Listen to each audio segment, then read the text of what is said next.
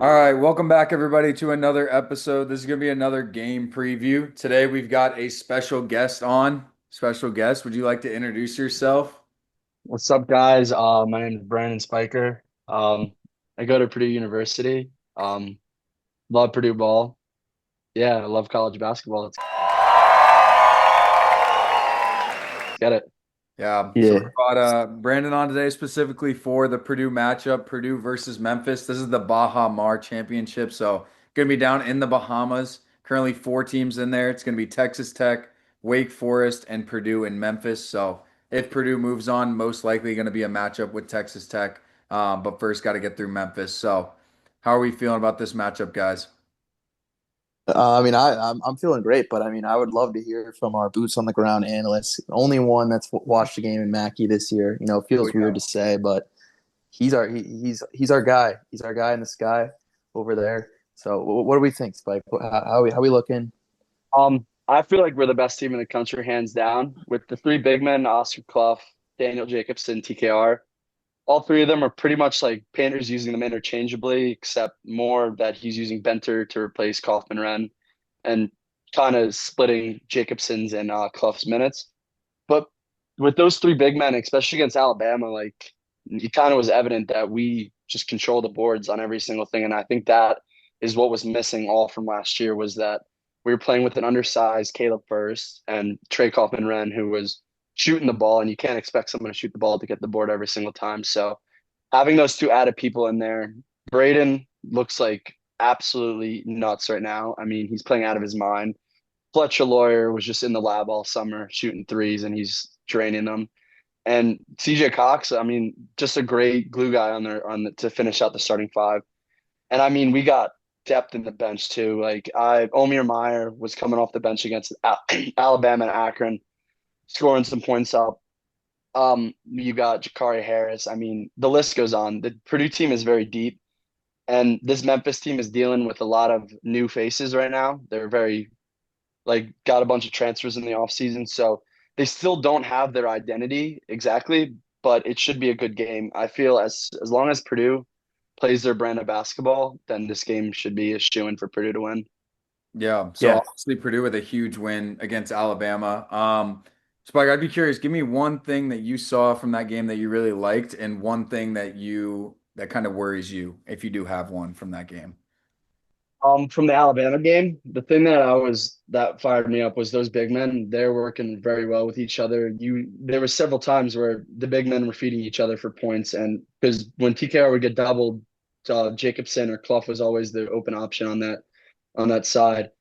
And I mean, that is just always just something good to have. And that is something that we didn't have last year, another big man scoring. And I mean, when you play Matt Painter's style of basketball, it's big men and then open threes if you get them. I mean, you really don't have a lot of shot creators, which is the thing I would say is that we don't have anyone who I would say, given the ball, let them go downhill and they're most likely going to get a bucket. I mean, Braden, you can argue that, but he's just undersized. So is Fletcher. So it's kind of hard when you're going down into the paint to try to get a bucket against a big man. So yeah. I'll piggyback off him. It's hard, honestly, to point out even a weakness on this team. I know you and I, Harry, talked about the rebounding pre Alabama, just because we didn't know what to expect with Trey getting in the mix. But to be honest with you, it's everything I dreamed of and more. I mean, you now have multiple big man options. Spike touched on it a little bit, but last year was first.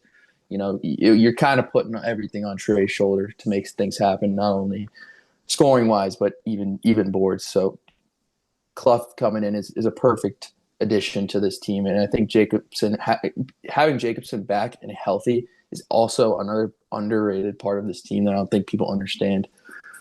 Guy's averaging a few blocks a game now too. He's grabbing boards, and we don't need him to play a ton of minutes, but just to fill in there is honestly huge, just to get the other guys some rest.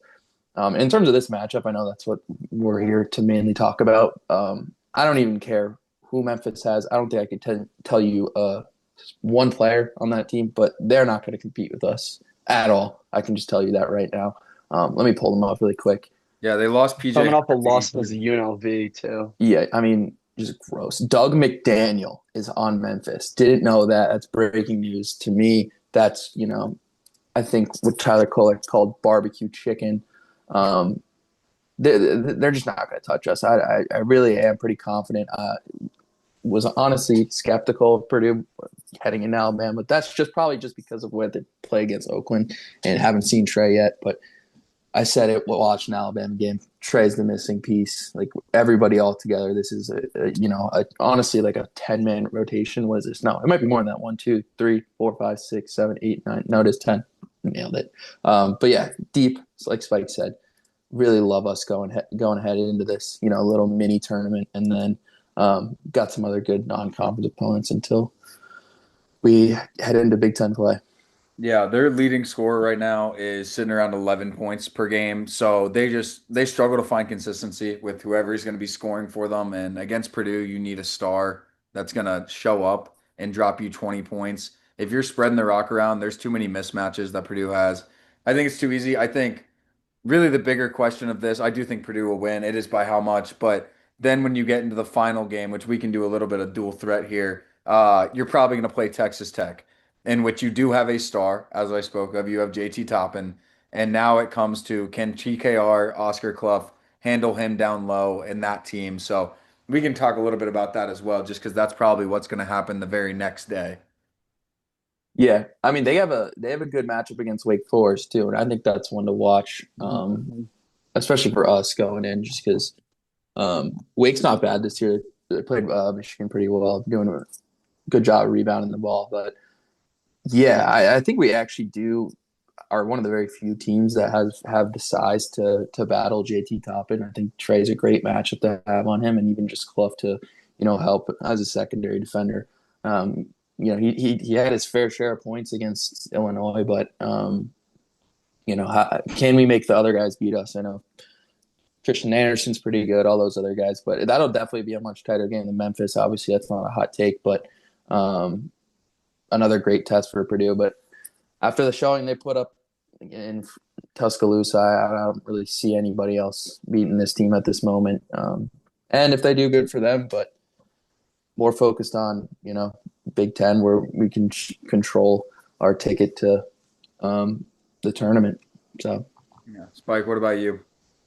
Um, I'm kind of fading that Texas Tech play because I really want to see Miles Coven playing against his old team. I mean, that would be a good matchup to see. I think Colvin has definitely gotten better from last year. I think it was something confidence wise. I feel like it has to be because stuff is just clicking for him this year. And I mean, last year was hard to find him minutes too because he wasn't really producing with what he was good at. I mean, he was pretty much a 3-and-D player at Purdue, and the threes were not falling for him for a substantial amount of time. So I think it just comes down to confidence, and I think he got the confidence back. And I would love to see that Wake Forest team upset that Texas Tech team early, make a little bit of March in November, And yeah, like I think that Purdue, no matter who we play though, will still very easily go through and win this thing because we're having two of like probably the hottest starts. Fletcher Loyer is shooting 52% from three right now. I mean, Braden has 34 assists in 4 games, which is kind of insane. And I mean, for his standards, I mean, that's good, but like 34 assists in 4 games is good anywhere you get it. I'm just hoping that this team finds something like out of this tournament to like build on and keep getting better and don't treat this as like this is your peak right now because the thing about the Big Ten season is that you're always going to get that big hitter no matter what, especially in the Big Ten, especially as a ranked team. There's no easy matchups in the Big Ten. So out of this tournament, I just want us to go in there, kick some ass, and then get ready for Iowa State next Saturday. mm, No, the following Saturday. Is that at Mackey as well, I assume? Wait, yeah, that's 2 Saturdays from now. My bad. At Mackey, yes. yeah. Wow, that's going to be fun for sure. I mean, yeah. I real quick, I just think like this Purdue team is built to win on a neutral court. To be honest with you, right? If we do see this Purdue team lose, which we probably will, it's a long season. I think it'll be on the road, either in conference play or maybe have a neutral loss somewhere in our schedule. But it's going to take a perfect night from the other team to take this team down. And I definitely don't think Memphis is going to be capable of doing it. But it will be interesting to see how we play against Tech, if we do play against Tech, and then definitely Iowa State too. Yeah, I agree. I think the couple things where you get into trouble with teams like this that are really built to win, the few things that can take you down are turnovers for one, which we did have more turnovers than Alabama by I think a considerable amount. I think they had six, we had around 10. So hopefully we can clean that up a little bit. That's something I'd like to see against Memphis, just taking care of the ball on every possession. And then foul trouble. Foul trouble is another question, but like we said, we do have depth this year. Jacobson against Memphis, I like him. Against some other matchups, coming in and playing that position, it does scare me a little bit, just physicality wise. But I think that's just going to take a little bit getting used to, since what I saw last season was maybe a little bit of a weaker, less tested Jacobson. So I'm wondering how that plays in there a little bit. Yeah, no, Painter talks about it all the time. He just likes, seeing the development from these big guys. I'm sure that's all that's really mattering for him, just because he's not the main guy in the 5-man rotation in terms of the starting lineup. But as long as he can come in, play good, 10, 15 minutes, right? That's all you really ask of him. Even if he does get a couple fouls, just, as long as Clough's getting rest, I think that's all the goal is for Painter and the Boilers. So Yeah. The exciting. one thing I would, sorry, No, go the No, one ahead. go thing I ahead. would say about this team was that, I mean, you'll never probably see it, especially with Payne's style of play, but we have two shooters on our team, two big men that can stretch the ball. Jacobson hit one last game. Um, TKR hit one the game before. And I would just love to see Paint give him the green light more often, because I feel like that could be an added dimension of our team, with someone actually having to be out and guarding Jacobson on the perimeter, leaving TKR one on one. And I don't think there's a better player in the post one on one in the nation at the moment. And I mean, it's kind of like a Zach Edey issue. It's like I would trust Zach Edey with the ball every on a 2v1, but Trey Cobbin-Wren is still a great player, and I think he could still figure it out down there. Yeah, no, I totally agree with that. So you guys said it's difficult to find a loss on this Purdue schedule. I am going to challenge you right now to point out, if we are going to lose a game, which one do you guys think it would be? You're allowed to say that we go undefeated if you'd like, but probably not going to happen in college basketball. So if there's a game on that schedule that really worries you, go ahead and tell me. Yeah. Obviously, I think Big Ten play is going to be important when you start playing on the road, like I said earlier. Auburn's a good test in the end of December, just because that's a physical team. They're dealing with some change in their program, but I'll keep it to the conference play, because I feel like that's really where it's going to come from. You open up at Wisconsin, a road game on Saturday. That's a tough one. Wouldn't really be surprised there. Another one is UCLA later in January. That's a tough one. You got to go on the road, play Dent. He brings a handful. We've talked about it before, Harry. And then Illinois is going to present a tough task over most of these Big Ten teams, to be honest with you. I do think that's a good one to have at home, but anything can really happen. I mean, we're not really invincible at home. We usually are, but it's come up from time to time. And then probably the other one is Michigan as well. Also get that game at home, but that's a good one. We get all of our tough games at home, like Illinois, Michigan, Michigan State. Thankfully, are all at home.